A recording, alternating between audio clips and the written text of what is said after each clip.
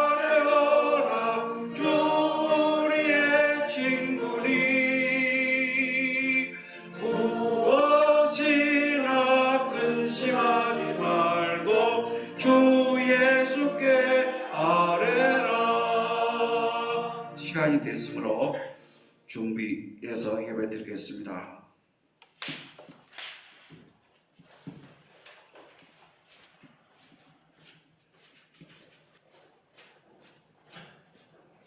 다같이 묵상기도 하심으로써 주일날 예배를 하나님께 드립니다.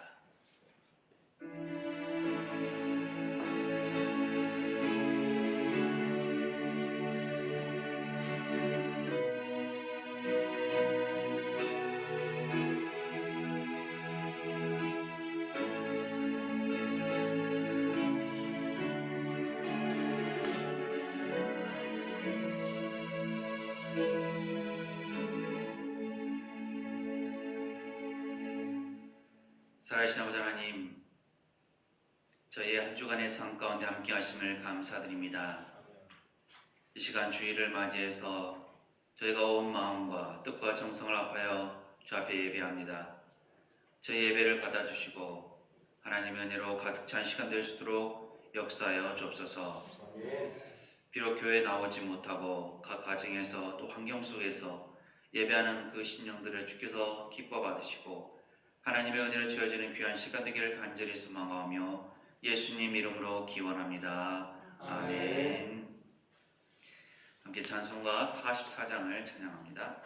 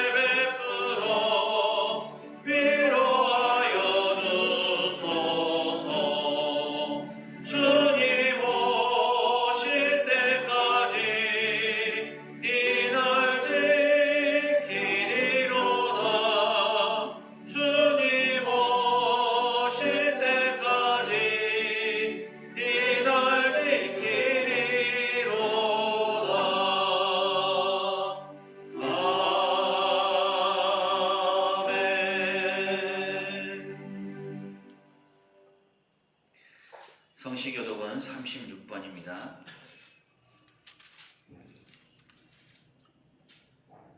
교독문 36번 시편 90편의 말씀을 교독합니다. 주여, 주는 대대에 우리의 거처가 되셨나이다. 산이 생기기 전 땅과 세계도 주께서 조성하시기 전곧 영원부터 영원까지 주는 하나님이시니이다. 주께서 사람을 티끌로 돌아가게 하시고 말씀하시기를 너희 인생들은 돌아가라 하셨사오니 주의 목전에는 천년이 지나간 어제 같으며 밤에 한순간 같을 뿐입니다. 주께서 그들을 홍수처럼 쓸어 가시나이다. 그들은 잠깐 자는 것 같으며 아침에 돋는 풀 같으니이다. 푸른 아침에 꽃이 피어 자라다가 저녁에는 시들어 마르나이다. 우리는 주의 노에 소멸되며 주의 분내심에 놀라나이다.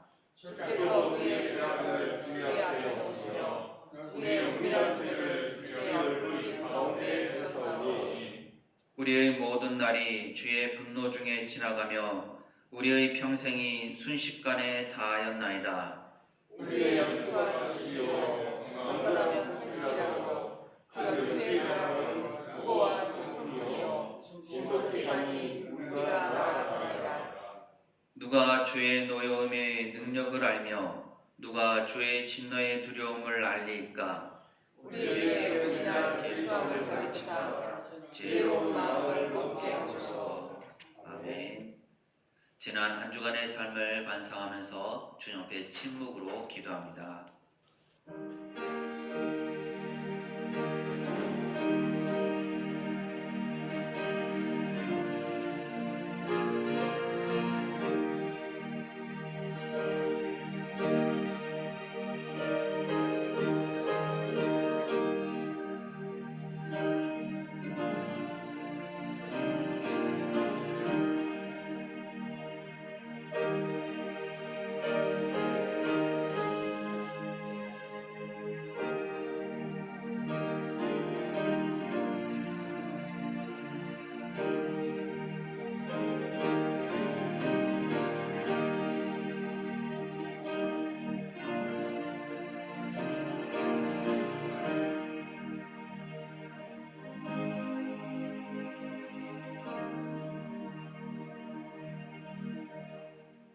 여호와는 긍휼이 많으시고 은혜로우시며 노하기를 더디하시며 인자심이 풍부하시도다.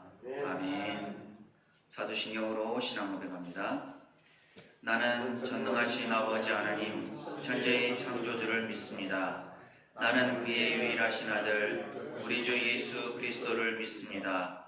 그는 성령으로 잉태되어 동정녀 마리아에게서 나시고 본디오 빌라도에게 고난을 받아 십자가에 못 박혀 죽으시고 장사된 지 사흘 만에 죽은 자 가운데서 다시 살아나셨으며 하늘에 오르시어 전능하신 아버지 하나님 우편에 앉아 계시다가 거기로부터 살아있는 자와 죽은 자를 심판하러 오십니다. 나는 성령을 믿으며 거룩한 공교회와 성도의 교제와 죄를 용서받는 것과 몸의 부활과 영생을 믿습니다. 아멘. 자리에 앉으셔서 찬송가 286장을 찬양합니다.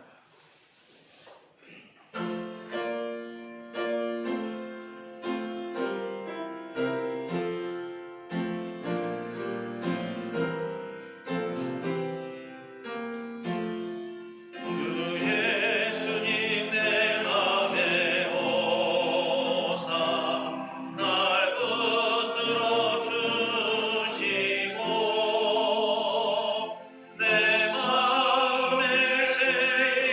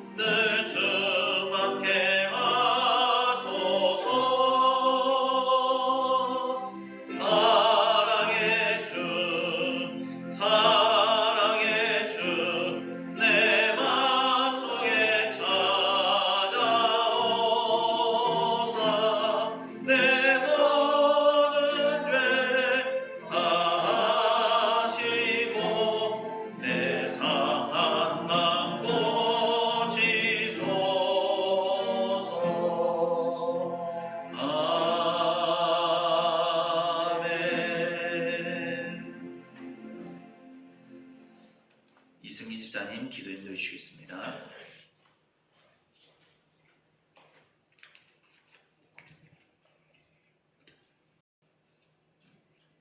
기도하시겠습니다. 사랑과 은혜의 하나님, 은혜를 감사드립니다.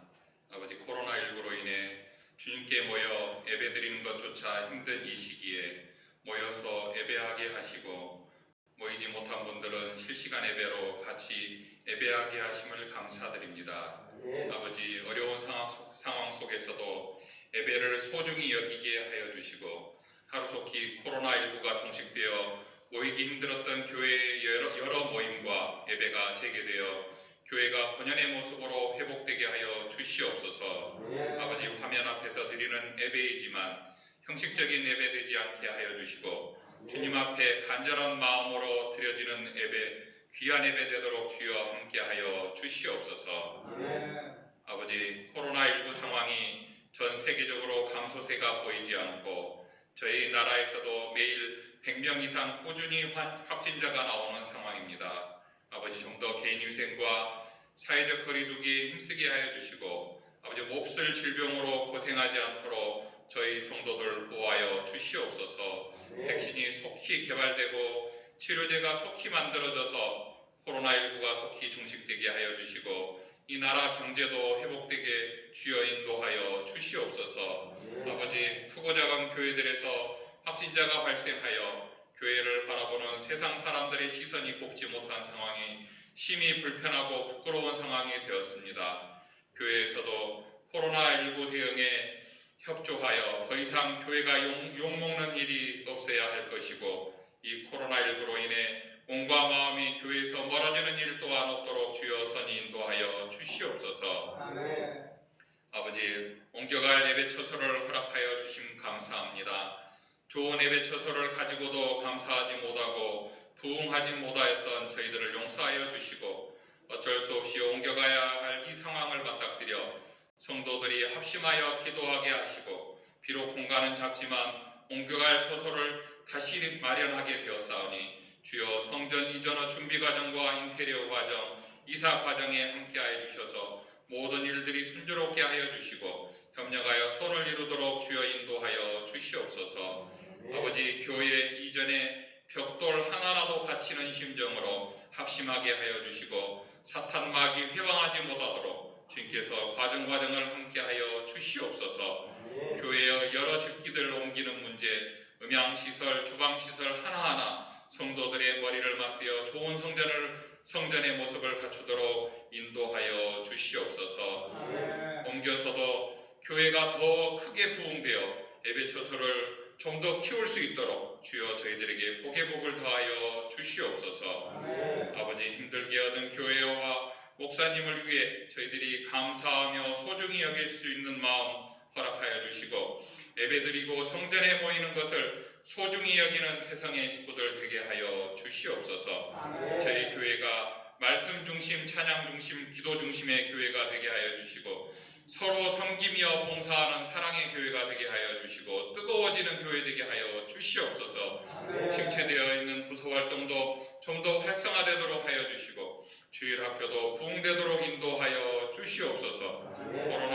코로나19로 인해 참석하지 못하는 성도들과 가정들도 좀 더 챙기게 하여 주시고, 연락을 기다리는 소극적인 자세에서 먼저 안부를 묻고 인사를 나누는 적극적인 새성 식구들 되게 하여 주시옵소서.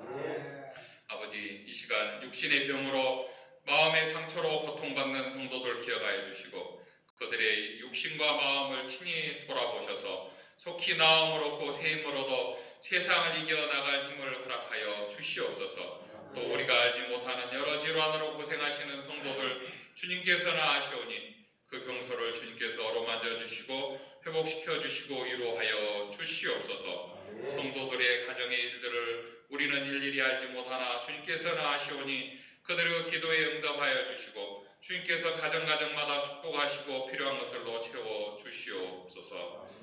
아버지, 매일매일의 삶 속에서 우리의 맡겨진 삶의 자리에서 선한 영향력으로 하나님께 영광을 돌리는 빛과 소금의 자녀로 살아가게 하여 주시고, 주변 사람들이 나를 통해 하나님을 발견하고 저희의 삶이 전도가 되는 삶을 살아가게 하여 주시옵소서. 아멘. 주님을 믿는다 하면서 믿지 않는 이들보다 더 욕심스럽고 내 주장만을 고집하며 살지 않았는지 반성하며 하루하루를 주님의 자녀답게 살아가게 이끌어 주시옵소서. 아멘. 아버지, 이 시간 말씀을 전하는 목사님의 영육을 강건케 하여 주시고 성령으로 충만케 하여 주시옵소서. 아멘. 말씀을 전하실 때 힘주시고 그 입술을 주장하여 주시고 살아계신 하나님의 말씀이 선포될 때 듣는 우리에게는 하나님의 선하시고 기뻐하시고 온전하신 뜻이 무엇인지 분별하며 하나님의 세미한 음성을 듣는 은혜의 시간이 되게 하여 주시옵소서. 아멘. 예배의 시종을 주님께 맡기오며 험난한 위기 속에서도 어디에 있든지 변함없이 우리를 사랑하시고 우리를 구원하신 존귀하신 예수 그리스도의 이름으로 간절히 기도드립니다. 아멘. 아멘.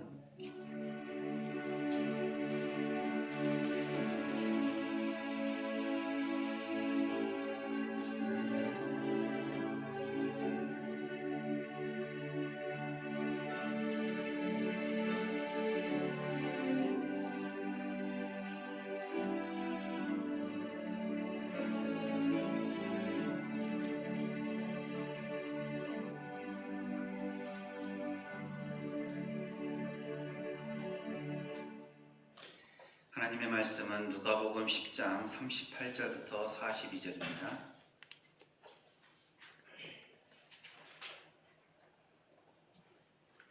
신약 111쪽입니다. 누가복음 10장 38절부터 42절까지의 말씀 제가 봉독하겠습니다.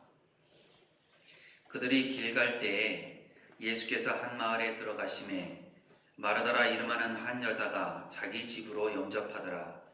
그에게 마리아라 하는 동생이 있어 주의 발치에 앉아 그의 말씀을 듣더니 마르다는 준비하는 일이 많아 마음이 분주한지라. 예수께 나아가 이르되 주여 내 동생이 나 혼자 일하게 두는 것을 생각하지 아니하시나이까. 그를 명하사 나를 도와주라 하소서. 주께서 대답하여 이르시되 마르다야 마르다야 네가 많은 일로 염려하고 근심하나 몇 가지만 하든지 혹은 한 가지만이라도 족하니라. 마리아는 이 좋은 편을 택하였으니 빼앗기지 아니하리라 하시니라. 아멘. 한 주 동안 평안하셨습니까? 예. 우리 옆에 교우들과 한번 인사하시죠. 평안하셨습니까? 반갑습니다. 가정에서 이 예배를 시청하시는 분들도 옆에 분들 가족과 함께 인사 나누시면 좋겠습니다. 성경에는 비교가 되는 인물들이 많이 등장합니다. 또 이 비교를 넘어서서 대조가 되기도 하죠. 비교와 대조는 이렇게 볼 수가 있습니다. 비교는 비슷한 것들 안에서 서로 차이가 조금씩 있는 것들을 얘기할 때 비교라고 얘기를 합니다. 대조라는 것은 완전히 상반된 것을 얘기할 때 대조라고 하죠. 예를 들면 선의 대조는 악이 되고 악의 대조가 선이 되는 겁니다. 완전히 다른 두 가지를 가지고 정반대되는 것을 가지고 얘기할 때는 대조라고 하고, 비슷한 것들 안에서 차이가 있는 것들을 얘기할 때는 비교한다라고 얘기를 합니다. 성경에서 이렇게 비교가 되기도 하고 또 대조가 되는 대표적인 인물들이 있는데요. 가인과 아벨이 있습니다. 또 에서와 야곱도 있습니다. 하나님께서 천지를 창조하시고 에덴 동산에 아담과 하와를 두셨습니다. 그리고 거기에서 살게 하셨죠. 그런데 아담과 하와가 범죄를 하게 됩니다. 그래서 에덴 동산에서 쫓겨나게 되죠. 그리고 땅을 경작하면서 살게 되는데 그때 첫 번째 낳은 아들이 바로 가인입니다. 가인은 땅을 경작하는 상황이었기 때문에 농사 짓는 일을 했습니다. 그리고 그 다음에 얼마가 지나서 아들을 또 낳게 되는데 바로 아벨을 낳게 됐죠. 아벨은 농사 짓는 일을 하지 않고 양을 치는 일을 했습니다. 이것은 처음에는 땅을 일구고 가꾸는 농사부터 시작해서 이제는 가축을 기르는 일까지 발전되었다라는 것을 보여줍니다. 그래서 가인은 계속해서 농사를 짓는 일을 했고, 아벨은 양을 치는 일을 했습니다. 이렇게 가인과 아벨은 사는 방식이 달랐기 때문에 굳이 둘 사이를 비교할 이유는 없었을 것입니다. 그런데 성경에 보면 가인과 아벨이 비교가 되는 장면이 나옵니다. 바로 하나님께 제사 드리는 장면에서 비교가 됩니다. 하나님께 가인은 자기가 수확한 것을 가지고 제사를 드렸습니다. 아벨도 자기가 돌보았던 양을 가지고 하나님께 제사를 드렸습니다. 하나님께서 이 둘의 제사를 다 기쁘게 받으셨다면 아마 둘이 비교가 될 일은 없었을 것입니다. 그런데 하나님은 이 둘의 제사를 다 받지 않으셨습니다. 가인의 제사, 가인의 제물은 받지 않으시고 아벨의 제사, 아벨의 제물은 받으셨습니다. 여기에서 둘 사이에 비교가 일어나게 됩니다. 왜 하나님께서 가인과 그의 제물은 받지 않으셨을까? 왜 하나님께서 아벨과 그의 제물은 받으셨을까? 왜 이 둘의 차이는 과연 무엇인가? 라는 것이 생겨나게 되는 것이죠. 근데 이로 인해서 시기가 생긴 가인은 결국 아벨을 죽이는 처참한 비극적인 일을 하게 됩니다. 이후에는 이 비교가 더 나아가서 대조가 된다라고 성경은 말씀합니다. 히브리서 11장 4절 말씀인데요. 히브리서 11장 4절은 이렇게 말씀합니다. 믿음으로 아벨은 가인보다 더 나은 제사를 하나님께 드림으로 의로운 자라 하시는 증거를 얻었으니 하나님이 그 예물에 대하여 증언하심이라. 그가 죽었으나 그 믿음으로써 지금도 말하느니라. 단순히 가인과 아벨의 제사와 제물의 문제가 아니라 이것이 믿음의 문제였다라는 것을 히브리서 기자는 우리에게 가르쳐 줍니다. 즉 아벨은 믿음으로 제사를 드린 의로운 자라는 것이고 반면에 가인은 믿음이 없는 제사를 드린 불의한 자라는 뜻입니다. 에서와 야곱은 어떻습니까? 이삭의 아들들인 이 둘은 쌍둥이였습니다.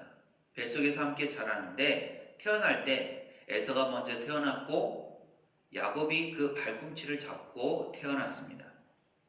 에서는 익숙한 사람, 사냥에 익숙한 사람이었기 때문에 들 사람이 되었고 야곱은 조용한 사람이어서 장막에 거하게 되었습니다. 둘이 사는 방식, 사는 곳이, 생활하는 곳이 다르다 보니까 에서와 야곱도 굳이 비교할 필요가 없는 상황이었습니다. 그런데 여기에 부모의 사랑이 개입이 되니까 문제가 되었습니다. 이삭은 에서가 사냥한 고기를 좋아해서 에서를 사랑하게 되었고 리브가는 야곱을 사랑하였습니다. 이것이 불씨가 되어서 나중에 이삭이 에서를 축복하고자 했을 때 리브가가 꾀를 내어서 야곱으로 하여금 축복을 대신해서 받게 하였고 또 이로 말미암아 에서가 야곱을 죽이려고 했고 또 야곱은 그 에서의 죽음을 피해서 외삼촌 라반의 집으로 도망가는 일이 발생하고 말았습니다. 즉 한 집에서 함께 생활하면서 같이 자라고 좋은 관계를 맺을 수도 있었지만 에서와 야곱은 그러지 못했습니다.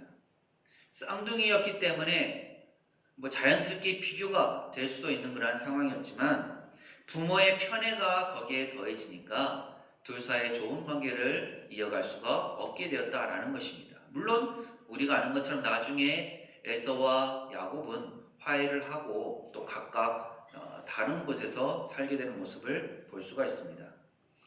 오늘 말씀에서도 비교가 될 만한 대상이 나옵니다. 바로 마르다와 마리아입니다. 이 둘은 자매지간이었습니다. 한 집에서 함께 자랐기 때문에 성향도 비슷했을 것이라고 추정이 됩니다. 그런데 본문에서는 은연중에 비교가 되는 것을 볼 수가 있습니다. 어떤 부분일까요? 한 사람은 손님을 대접하는 것을 좋아했고 또 한 사람은 예수님의 말씀을 듣는 것을 좋아했습니다. 서로 하는 것이 달랐기 때문에 말씀드린 것처럼 굳이 비교하지 않아도 될 상황인데 자연스럽게 비교가 되고 말았습니다. 어떻게 이 일이 일어나게 되었을까요? 예수님께서 무리들과 길을 가시다가 한 마을에 들어섰습니다. 거기에 마르다라고 하는 여자가 있었는데 그녀가 예수님의 무리를 집으로 영접했습니다. 자기 집에 모셔서 대접을 하게 되었습니다. 예수님 혼자만 그 집에 들어갔을까요? 물론 그럴 수도 있겠지만 분위기나 여러 가지 상황을 보았을 때 무리들도 함께 그 집에 들어갔다고 볼 수 있습니다. 지나가는 나그네를 그냥 두지 않는 관습이 있었기 때문이죠. 집에 손님이 온다면 우리는 어떻게 하겠습니까? 이것저것 집안도 정리하고 뭔가를 준비하는데 바쁠 것입니다. 갑작스러운 방문이라면 더 말할 것도 없이 정신없이 무언가를 준비해야만 할 것입니다. 마르다도 크게 다르지 않았습니다. 예수님과 무리들을 집 안으로 받아들였을 때 그들을 위해서 준비할 것들이 많이 생겨났습니다. 그들이 씻을 물도 준비를 해야 되고 또 먹을 음식도 준비를 하면서 여러 가지 신경을 써야만 했습니다. 나그네를 대접하기 위해서 항상 준비하고 있었다 할지라도 이렇게 하기가 쉽지는 않았을 것입니다. 혼자서도 할 수 있겠지만 일손이 부족할 수밖에 없었습니다. 혼자서 여러 사람을 대접하는 것이 쉽지는 않습니다. 그래서 그녀의 눈은 자연스럽게 동생인 마리아를 향하게 되었습니다. 그런데 마리아는 무엇을 하고 있었습니까? 예수님의 발치에 앉아서 예수님의 말씀을 듣고 있었습니다. 여러분이 언니 마르다의 입장이라면 어떻겠습니까? 이럴 수가 있겠죠. 사랑하는 동생이 예수님의 말씀을 참 잘 듣고 있구나. 그동안 여러 가지 나그네 대접한다고 준비하고 하는 것들로 바빴을 텐데 오늘은 좀 쉬어서 말씀을 듣는 것이 좋아 보이는구나. 또 예수님을 쉽게 만날 수도 없고 예수님의 말씀을 직접 듣는 것이 쉽지도 않은 일이니 오히려 잘 된 것 같다. 혹시라도 피곤하신 예수님을 귀찮게 하는 것은 아닐까? 이렇게 생각할 수도 있겠죠. 하지만 또 어떻습니까? 아니, 쟤는 왜 저기 있지? 빨리 와서 대접하는 것을 좀 준비하는 것을 좀 돕지 않고 어느 정도 정리가 된 다음에 말씀을 들어도 늦지 않을 텐데 말씀을 듣는 것보다 지금 이게 더 준비하는 것이 더 급한데 어떻습니까? 여러분 같으면 마르다가 어느 쪽으로 생각을 했을 거라고 여기십니까? 성경에는 마르다가 사랑하는 동생이 예수님의 말씀을 듣는 것에 대해서 좋게 보았으면 크게 문제가 없었을 텐데 그렇지 않았다라는 것을 보여줍니다. 시간도 없고 일손도 부족한데 자신을 돕지 않는 동생 마리아에게 미련이 남아 있었습니다. 그래서 예수님께 여쭙습니다. 우리 같으면 직접 동생에게 얘야 좀 그러지 말고 나를 좀 도와다오 라고 얘기할 만도 한데 성경은 그렇게 말씀하지 않습니다. 단정할 수는 없지만 마리아가 평상시에 언니 마르다의 얘기를 잘 안 들었을 수도 있습니다. 말을 잘 듣는 동생 같았으면 직접 얘기해서 바로 함께 일을 할 수 있도록 했겠죠. 아니면 자신이 지금 마리아에게 얘기를 하는 것보다 말씀을 듣는 예수님께 부탁을 드리는 것이 훨씬 마리아에게 효과적이겠다라고 생각했을 수도 있습니다. 어쨌든 마르다는 예수님께 말씀을 드립니다. 예수님, 제가 여러 가지 일로 바쁜데 동생이 저 혼자 일하게 두는 것이 과연 옳아 보이십니까? 좋게 보이십니까? 예수님께서 마리아에게 말씀을 좀 하셔서 마리아가 저를 좀 돕도록 해 주십시오. 이에 대해서 예수님께서 말씀하시죠. 본문 41절, 42절 말씀인데요. 우리 함께 한 목소리로 읽어봅니다. 41절, 42절 말씀입니다. 주께서 대답하여 이르시되 마르다야 마르다야 네가 많은 일로 염려하고 근심하나 몇 가지만 하든지 혹은 한 가지만이라도 족하니라. 마리아는 이 좋은 편을 택하였으니 빼앗기지 아니하리라 하시니라. 무슨 의미입니까? 예수님께서 마르다의 그 분주한 마음, 다급한 마음을 충분히 아신다라는 의미입니다. 마르다의 마음이 어떠한지, 왜 마르다가 예수님께 요청을 하는지도 잘 알고 있다라는 말씀이죠. 하지만 마르다가 나그네 대접하기를 선택하고 그것을 위해서 여러 가지 일을 하면서 준비를 하는 것처럼 마리아도 예수님의 말씀을 듣는 좋은 편을 선택했다라고 말씀하십니다. 그리고 마리아가 선택한 그 좋은 편을 빼앗기지 않을 것이라고 말씀하시죠. 마르다의 마음이 분주한 것, 여러 가지 일로 마음이 나뉜 것은 그다지 좋지 않습니다. 그래서 예수님은 몇 가지만 선택을 하든지 아니면 한 가지로도 충분하다라고 말씀하시는 거죠. 마리아는 이미 그 한 가지를 잘 선택해서 실행하고 있다라는 그런 말씀입니다. 어찌 보면 마르다의 마음이 향하는 것과 마리아의 마음이 향하는 곳이 다르기 때문에 굳이 비교하지 않고 말씀을 그대로 받아들여도 됩니다. 그런데 많은 교회에서는 그렇지 않은 모습들을 보게 됩니다. 이 마리아와 마르다를 비교를 합니다. 그래서 교회들에 가보면 여전도회를 구성하고 각 여전도회마다 이름을 지어서 붙이는 경우들이 있는데 간혹 마르다 여전도회와 마리아 여전도회가 있는 경우가 있습니다. 여전도회 이름으로 마르다 여전도회가 인기가 높을까요? 마리아 여전도회가 인기가 높을까요? 마리아 여전도회. 네, 마리아 여전도회가 훨씬 인기가 높습니다. 물론 마리아 여전도회라고 얘기를 했을 때 그 마리아가 오늘 말씀에서 보는 마르다와 마리아의 마리아이기도 하지만 또 예수님의 어머니인 마리아인 경우도 있었기 때문에 그렇기도 하지만 어쨌든 마르다 여전도회와 마리아 여전도회를 놓았을 때 인기가 많은 것은 마리아 여전도회입니다. 왜 그럴까요? 말씀드린 것처럼 마리아가 예수님의 어머니인 경우도 있지만 오늘 말씀에 빗대어서 마르다보다 마리아가 훨씬 낫다라고 생각하는 경우가 많습니다. 단순히 오늘 말씀만 보면 마르다는 예수님께 책망을 듣는 사람, 그리고 마리아는 예수님께 칭찬을 듣는 사람으로 보여집니다. 그러다 보니 예수님의 책망을 받는 마르다보다 예수님의 칭찬을 듣는 마리아가 더 좋아 보이는 것도 사실입니다. 그런데 과연 마르다는 그 행동과 그 마음이 예수님으로부터 책망을 받을 만한 것일까요? 또 반면에 마리아의 마음과 행동은 예수님으로부터 칭찬만을 받고 있는 것일까요? 물론 크게 그 사실이 어긋나지는 않습니다. 본문 말씀이 보여주는 것이 그렇기 때문입니다. 하지만 본문을 잘 이해하기 위해서는 좀 더 범위를 넓혀서 왜 이 이야기가 여기에 있어야 하는지, 왜 이 이야기가 여기에 있는지를 살펴보아야만 본문을 제대로 알 수 있습니다. 그래서 본문의 이해를 돕기 위해서 오늘 본문 말씀에 앞서 누가복음 10장 25절부터 함께 보는 것이 본문을 더 깊이 또 더 잘 이해할 수 있게 해줍니다. 누가복음 10장 25절부터 본문 바로 앞에 있는 누가복음 10장 37절까지의 내용이 무엇일까요?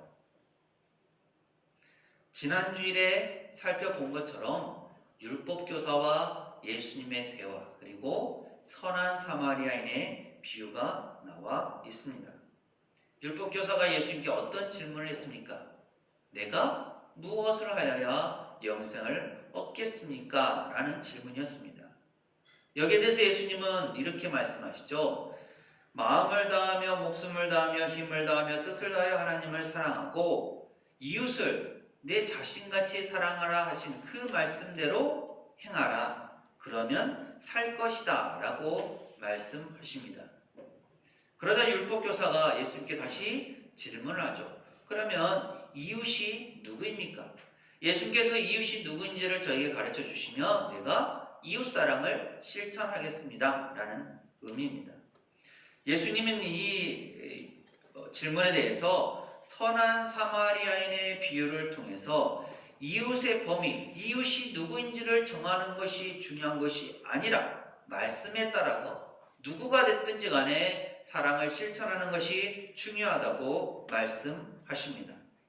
즉 하나님 사랑과 이웃 사랑 중에서 이웃 사랑이 어떠해야 하는지를 율법 교사에게 가르쳐 주신 것입니다. 그 다음에 누가복음에서 전개되는 이야기가 바로 오늘 본문의 말씀, 예수님을 영접한 마르다와 마리아의 이야기입니다. 그렇다면 오늘 본문의 말씀 중에 마르다의 모습은 어떻습니까? 하나님을 사랑하는 사람의 모습일까요? 이웃을 사랑하는 사람의 모습일까요? 물론 예수님을 섬기니까 하나님을 사랑하는 그 모습에 더 가깝다라고 할 수도 있을 것입니다. 하지만 엄밀히 말하면 마을에 들어온 그 나그네를 대접해서 또 섬기려고 하는 측면에서 본다면 이웃을 사랑하는 모습에 더 가깝다라고 할 수 있습니다. 마르다는 예수님께서 선한 사마리아인의 비유를 통해서 말씀하신 이웃사랑을 직접 실천하는 모습을 보이고 있습니다. 칭찬받아 마땅한 모습이죠. 그래서 예수님께서도 흔쾌히 그 집에 들어가셨을 것입니다. 반면 마리아의 모습은 어떻습니까? 하나님을 사랑하는 모습에 가깝습니까? 이웃을 사랑하는 모습에 가깝습니까? 언니 마르다가 영접했으니까 자기와는 상관이 없다라고 생각했는지 어떤지 모르겠지만 예수님께 집중하고 마리아는 예수님의 말씀을 듣고자 했습니다. 이웃을 사랑한다라기보다는 하나님을 사랑하는 모습에 더 가깝다라고 할 수 있습니다. 그런데 선한 사마리아인의 비유에서 이웃을 돌보지 않았던 제사장이나 레위인의 모습에 비춘다면 마리아의 모습도 그렇게 잘하는 좋은 모습이라고 하기가 어려운 것도 맞습니다. 그럼에도 불구하고 예수님은 동생에게 명령해서 자신을 도와주게 해달라는 마르다에 대해서 그 마음이 분주하고 근심이 많지만 한 가지만으로도 충분하다라고 책망하는 듯한 말씀을 하시고 마리아에 대해서는 좋은 편을 택했으니 그것을 빼앗기지 않을 것이다 라고 칭찬하신 듯한 말씀을 하십니다. 여기서 강조하는 것은 이웃을 섬기고 대접하는 모습보다 하나님을 사랑하는 모습입니다. 예수님과 율법교사와의 대화, 그리고 선한 사마리아인의 비유와 오늘 살펴보는 예수님을 영접한 마르다와 마리아의 이야기가 순서대로 진행되었는지 우리는 정확히 알 수가 없습니다. 하지만 누가복음 10장 25절부터 오늘 본문이 끝나는 42절까지를 쭉 살펴보면 우리가 분명히 알 수 있는 것이 있습니다. 그것은 누가복음의 저자가 누가복음 10장 25절부터 42절까지 두 가지 이야기를 통해서 영생을 얻는 방법, 구원의 길이 무엇인지를 정확히 가르쳐 주고자 했다라는 것입니다. 먼저 예수님과 율법교사와의 대화 가운데서 영생을 얻는 방법, 구원의 길이 무엇인지를 예수님의 말씀을 통해서 정확하게 가르쳐 주십니다. 바로 하나님을 사랑하는 것, 이웃을 사랑하는 것이죠. 그리고는 선한 사마리아인의 비유를 통해서 이웃 사랑에 관해서 이웃을 어떻게 사랑해야 하는지를 가르쳐 줍니다. 그리고 그 다음에는 오늘 말씀 마르다와 마리아의 이야기를 통해서 하나님 사랑에 관해 어떻게 하나님을 사랑해야 하는지를 가르쳐 줍니다. 하나님을 사랑하는 것은 마르다와 마리아의 모습에서 분명히 나타납니다. 마음이 다른 여러 가지 것으로 분주해서는 안 되고 한 가지만으로도 족하다라는 것이고요. 무엇보다도 하나님의 말씀에 집중해서 말씀을 듣는 것이 중요하다라는 것입니다. 그리고 하나님을 사랑하고 하나님의 은혜 가운데 거하는 것은 결코 빼앗기지 않는다라는 것이죠. 그렇다면 오늘 우리의 모습은 어떻습니까? 우리의 마음은 어디를 향해 있습니까? 또 하나님의 말씀에 온전히 귀를 기울이면서 집중하고 있습니까? 또 하나님의 사랑과 은혜가 결코 빼앗기지 않을 것이라는 확신 가운데 살고 있습니까? 우리는 하나님을 사랑하고 이웃을 사랑함으로 영생을 얻을 수 있습니다. 우리는 하나님 사랑과 이웃 사랑을 실천함으로 구원을 받을 수 있습니다. 하지만 분명히 우리가 알아야 할 것은 하나님을 사랑하는 것과 이웃을 사랑하는 것이 결코 나뉘어질 수 없다라는 점입니다. 요한일서 3장 14절은 이렇게 말씀합니다. 우리는 형제를 사랑함으로 사망에 속겨 생명으로 들어간 줄을 알거니와 사랑하지 아니하는 자는 사망에 머물러 있느니라. 또 요한일서 4장 20절도 이렇게 말씀합니다. 누구든지 하나님을 사랑하노라 하고 그 형제를 미워하면 이는 거짓말하는 자니 보는 바 그 형제를 사랑하지 아니하는 자는 보지 못하는 바 하나님을 사랑할 수 없느니라. 하나님을 사랑하는 사람은 이웃을 사랑할 수밖에 없고 이웃을 사랑하지 않는다면 그것은 하나님을 사랑하는 것이라고 할 수 없습니다. 그렇다고 해서 이웃 사랑을 과대평가하거나 하나님 사랑을 과소평가해서도 안 됩니다. 예수님을 영접하고 정성을 다해 섬겼던 마르다의 모습도 소중합니다.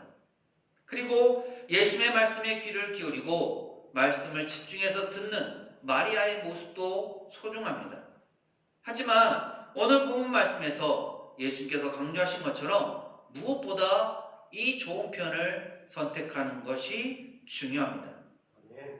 이 좋은 편은 하나님을 온전히 사랑하는 것입니다.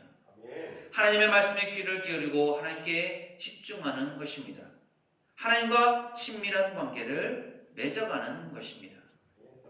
우리가 예배하면서 기도와 찬양과 말씀과 봉헌 이런 여러 가지 것들을 통해서 하나님과의 관계를 맺어갈 수가 있습니다. 하나님은 어떤 환경과 어떤 상황 속에서도 여전히 우리를 사랑하십니다. 그 사랑 앞에 우리는 말씀에 집중하면서 하나님을 사랑함으로 교제합니다. 그리고 그 사랑을 이웃에게 나눔으로써 이웃도 사랑합니다. 하나님의 말씀을 가까이 할 뿐만 아니라 이 말씀을 우리의 삶 속에 적용하는 것, 그로 말미암아 하나님의 사랑을 실천하는 것이 바로 우리가 이 세상 가운데서 행해야 할 하나님의 사랑의 모습입니다. 마르다가 예수님을 정성껏 대접해서 섬겼던 것처럼 또 마리아가 예수님의 말씀에 집중해서 그 말씀을 들음으로써 예수님께 이 좋은 편을 선택했다라고 칭찬을 들은 것처럼 우리는 하나님을 사랑하고 이웃을 사랑하는 그 아름다운 모습을 실천해 나가야 할 것입니다. 그런 걸 말미암아 더욱더 하나님의 은혜 가운데 복된 삶을 살아가는 우리 모든 세상교회 교우들이 되시기를 간절히 소망합니다. 기도합니다.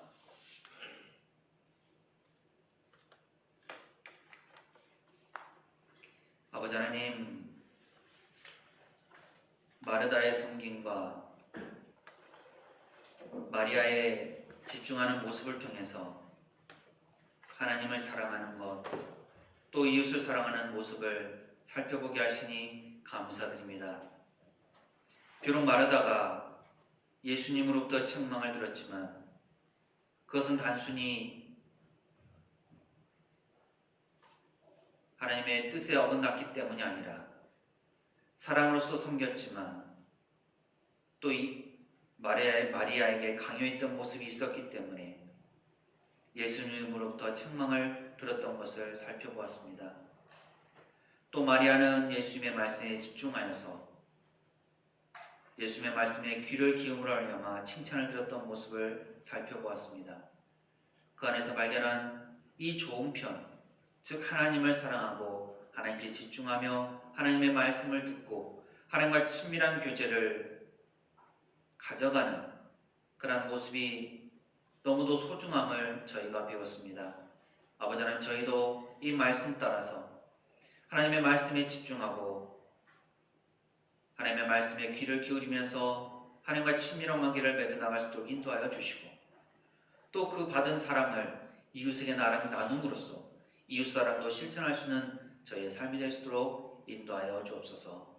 이 어려운 때에 하나님께 저희를 사랑하심을 저희가 온전히 기억하면서 하나님을 향한 그 믿음을 저버리지 않게 하시고 하나님의 영광을 드리는 귀하 복된 삶을 살아갈 수 있도록 역사하여 주옵소서. 모든 것을 주님께 맡겨오며 예수님 이름으로 기도합니다. 아멘. 시간 찬송가 211장을 하면서 하나님께 예물을 드립니다.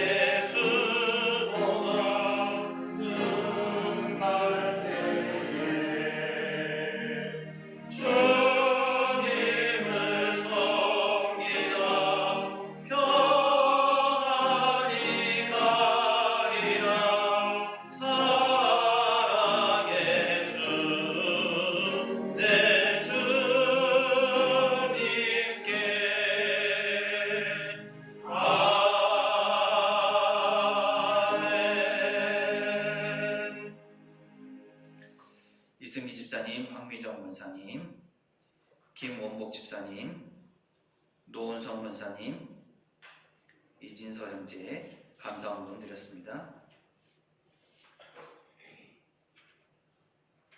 윤현자 원사님 11조 예물 드렸습니다. 양광덕 집사님, 조성래 원사님, 윤현자 원사님, 김증자 원사님 건축원금 드렸습니다. 양광덕 집사님, 조성래 권사님 구제원금 드렸습니다. 양광덕 집사님, 조성래 권사님, 노은성 권사님 선교 예물 드렸습니다. 이 시간 바쳐진 예물을 위해서 기도합니다. 아버지 하나님, 저의 삶 가운데 함께 하시고 인도하심을 감사드립니다. 한 주간도 많은 일들이 있었지만 주님의 사랑 안에 거하였음을 인해서 감사드립니다. 또 이 시간 저희가 주 앞에 여러 가지 기도 제목을 가지고 하나님께 소원을 아뢰면서 예물을 드립니다.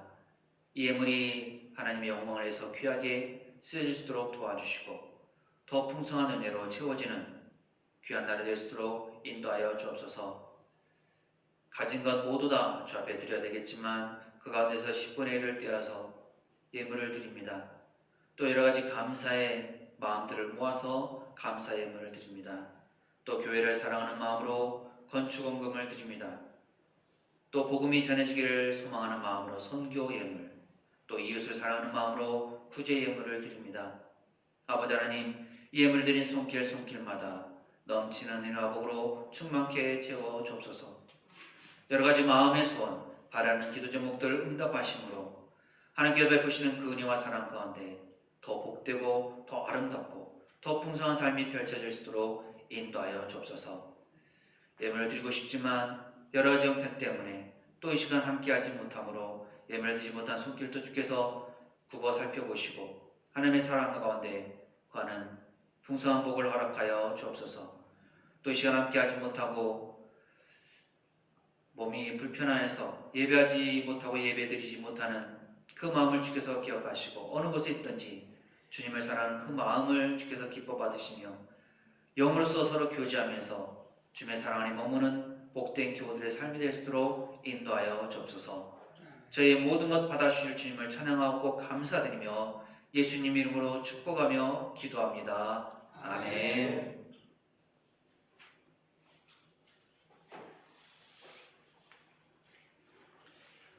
교회 소식 말씀드립니다.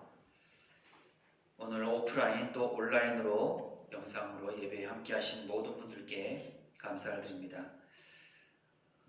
새 예배 초소를 옮기는 것을 위해서 계속해서 기도를 해주시고요. 다 아시겠지만 강화된 방역 조치가 20일까지 연장되었습니다. 그래서 온라인 예배를 계속해서 드린다라는 점을 아시고 어느 곳에 있든지 예배하는 그 마음을 주께서 기뻐 받으시고 은혜 가운데 품어주신다라는 것을 기억하면서 있는 각 초소에서 하나님께 온전히 예배하실 수 있기를 바랍니다. 그리고 영상 예배, 온라인 예배를 해서 수고하신 모든 분들께 감사를 드립니다. 다음 주일에는 운영위원회 모임이 있습니다.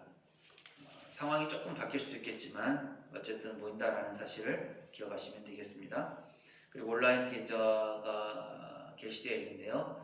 가능하시면 온라인 계좌로 송금을 해주시고 혹시 모아두셨다가 다음에 오프라인 예배가 가능할 때 그때 오셔서 또 예배를 드리셔도 되겠습니다. 나머지 사항들은 주보를 참고하셔도 되겠고요. 이 시간 다 함께 일어나셔서 파송의 찬양 함께 부르도록 하겠습니다.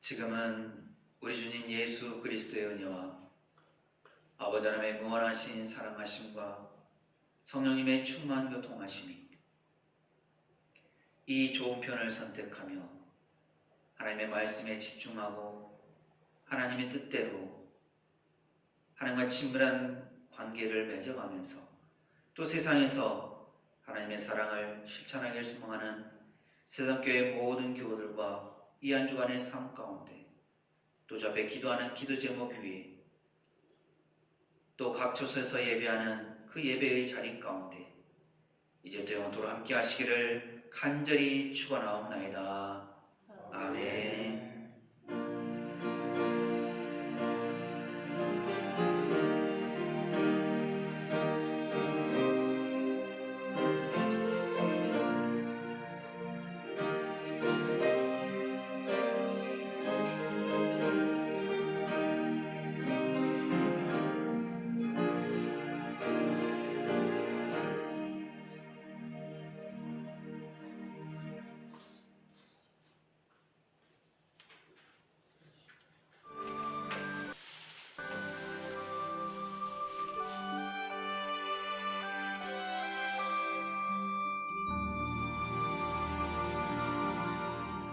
마음이 지쳐서 기도할 수 없고 눈물이 빗물처럼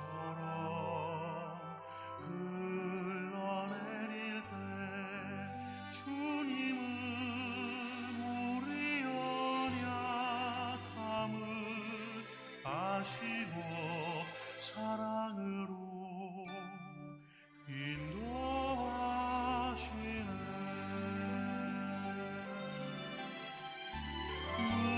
누군가 널 위하여 누군가 기도하네. 내가 홀로 외로워서 마음이 무너질 때 누군가 널 위해 기도하네.